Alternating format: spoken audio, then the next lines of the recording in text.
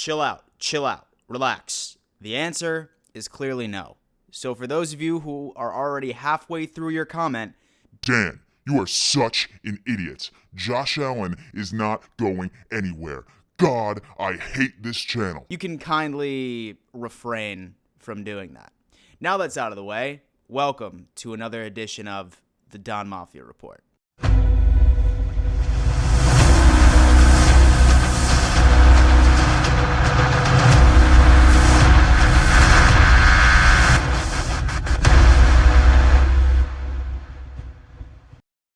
Well, Don Mafia. So happy to welcome you to yet another edition of the Don Mafia Report.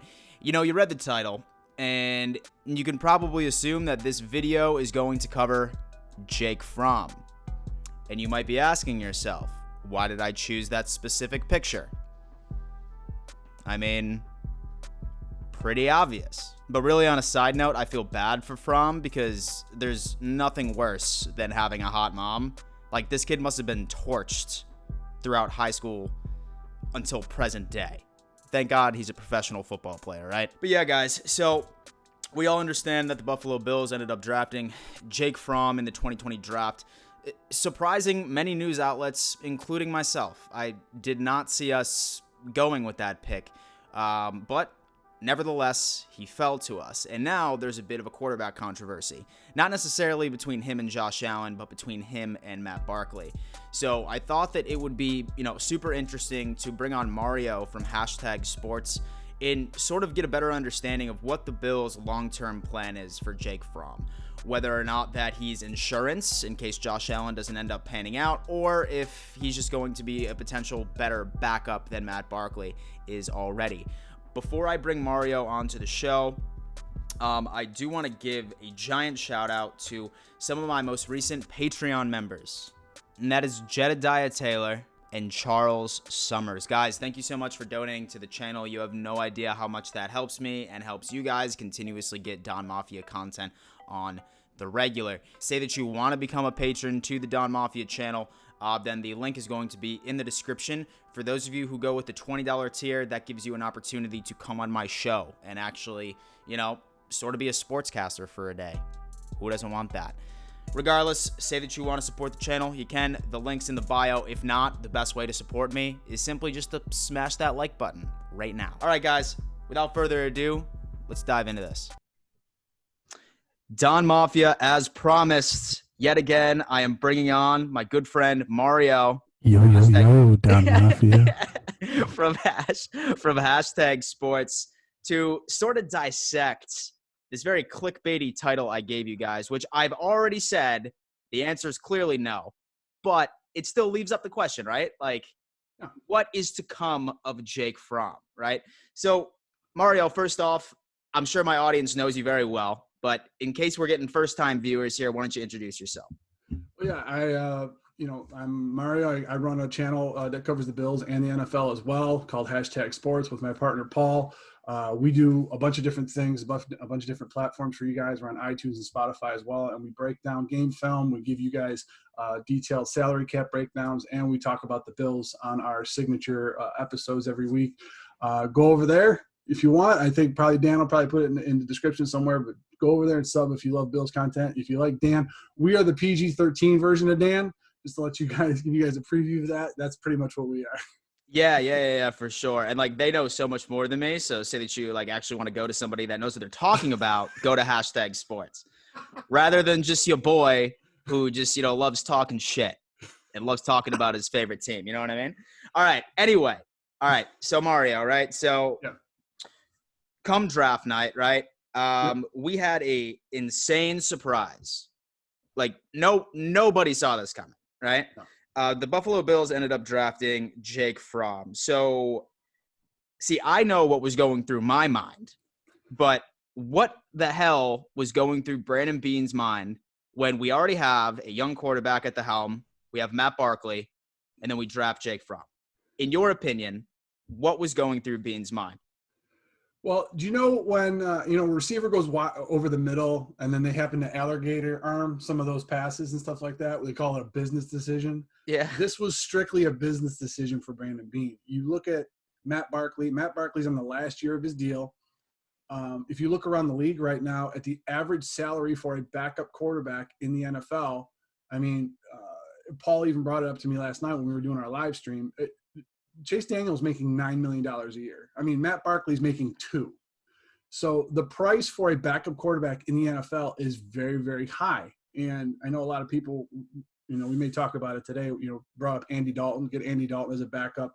The money that it's required to sign, the money and the length it would take to sign Andy Dalton would kind of bleed into other contracts that that are coming up on the horizon. So now that Bean sitting there and he says, listen, okay, we got Matt Barkley for one more year at $2 million. Let's draft a guy who has a high IQ, whose arm can work in this offense, and if need be, can get us a 500 split, because usually you want your backup quarterbacks to get you at least a 500 record. So let's say Josh Allen misses 4 games. Could Fromm get you to 2-2? I think that's what they did. They thought going into it. So now you have Josh Allen on the 3rd year of his deal. You have Jake Fromm, who's going to be on a 4-year controllable deal. So you don't have to allocate all this money to the backup quarterback position that you're going to have to give to Trey White, Deion Dawkins, and Matt Milano if you choose to. Sure.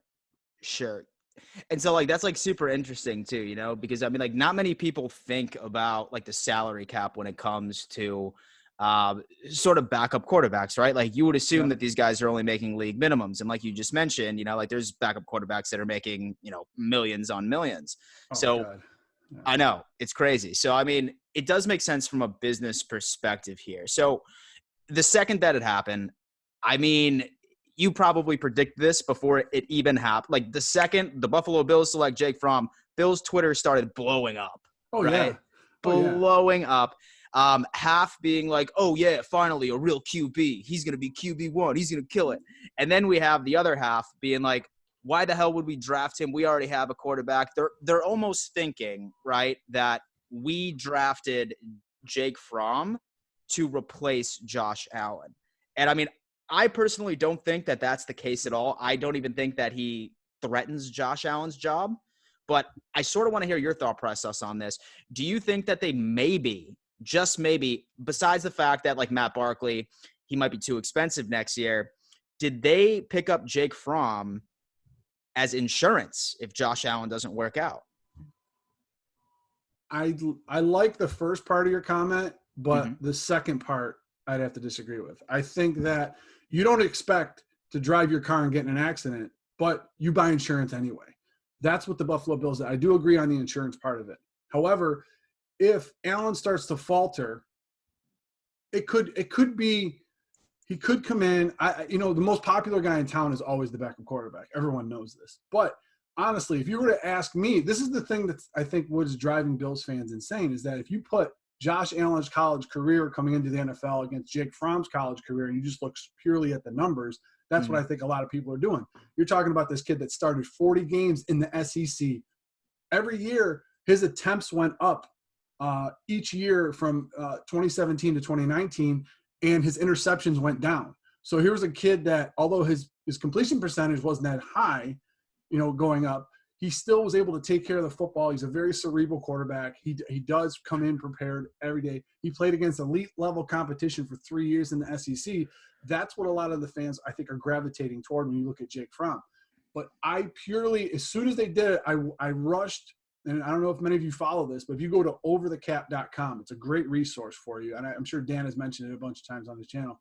If you go to overthecap.com, you could see that Barkley's on the last year of his deal, and you have to sign a lot of your studs coming up in the next 2 to 3 years. You can't allocate, let's just say you want to sign Andy Dalton. You wanted to sign Andy Dalton as a backup. Cut Barkley, get Dalton, use that draft pick on somewhere else. Dalton will cost you anywhere between $7 and $11 million as a backup. Now, what kind of a message would that have sent to the Bills if you sign Andy Dalton to a contract that's richer than Josh Allen's right now? I mean, I think that's more of a statement than anything. So what do? You get a kid fresh out of college that played against elite competition. He's on league minimum. You're not paying him anything to stand there and hold a clipboard. It doesn't matter. And Barkley's gone next year anyway. So you got ahead of the curve. That's the thing about Bean that has been so brilliant about his tenure here, is that he's ahead of positional need when they get it. That's what's been the beauty about what he's been able to do here in Buffalo. And yeah, for sure. That definitely makes a lot of sense because like hindsight is 2020.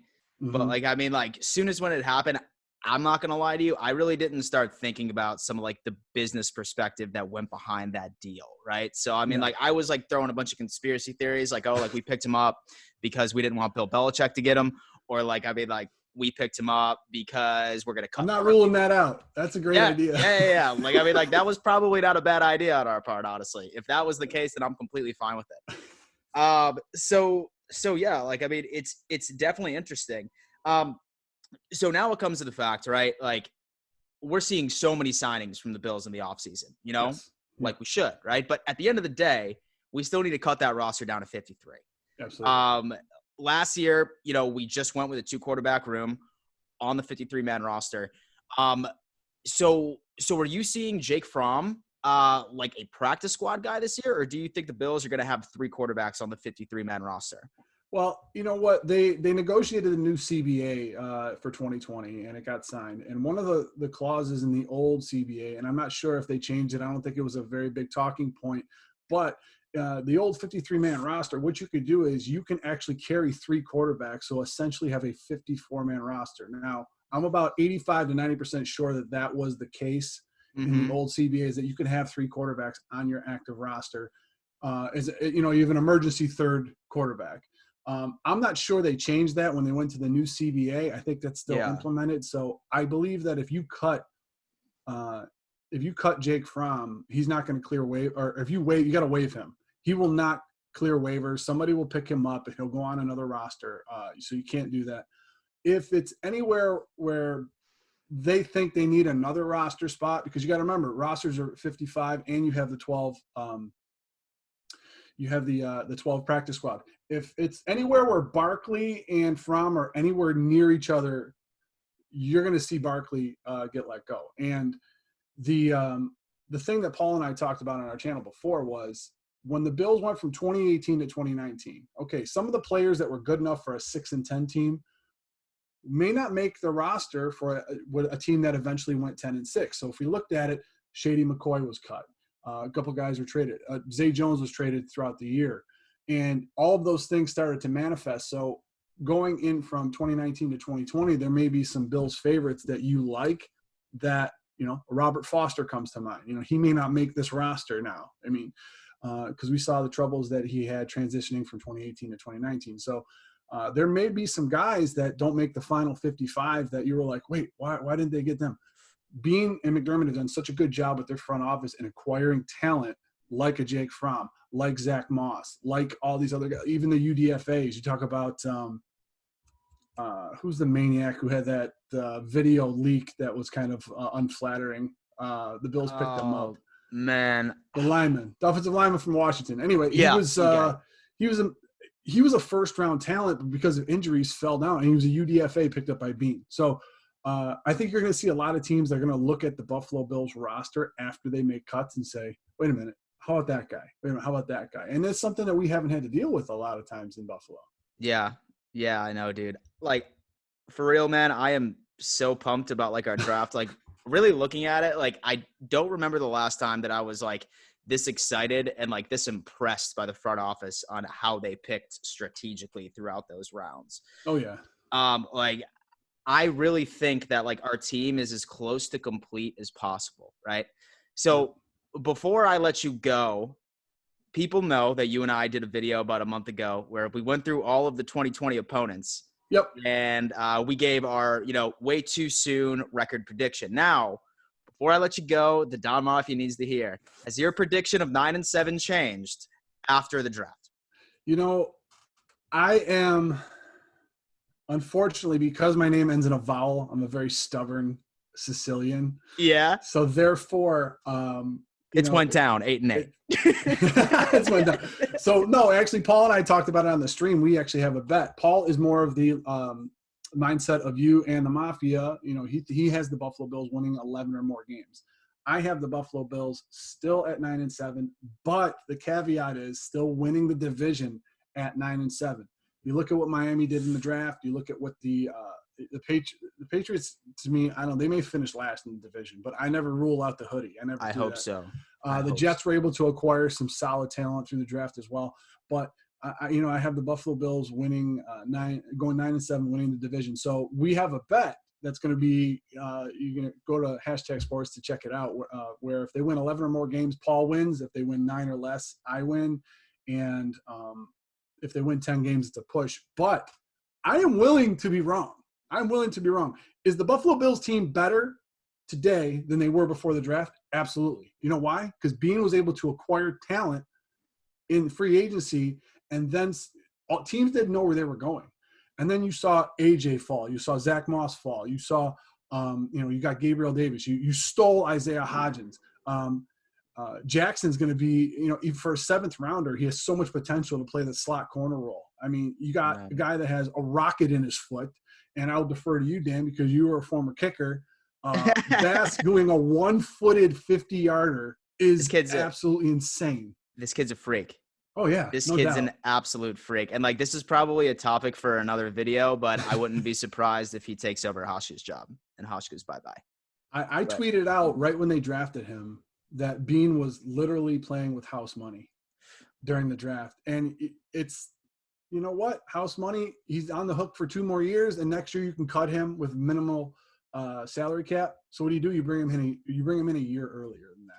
And you got a 2-headed monster in running backs that are both on rookie deals. I know, dude. You still got Ford and Dawkins on their rookie deals. They have set this roster up so deep and so nicely that, unfortunately for Bills fans like you and me and the Mafia and #Nation, we're going to have to make some tough decisions in 2 or 3 years. And I know it's going to be difficult because you drafted both Allen and Edmonds in the same draft in the first round. Their 5th-year options will all come up at the same time. You got Dawkins, Milano, and White you have to sign.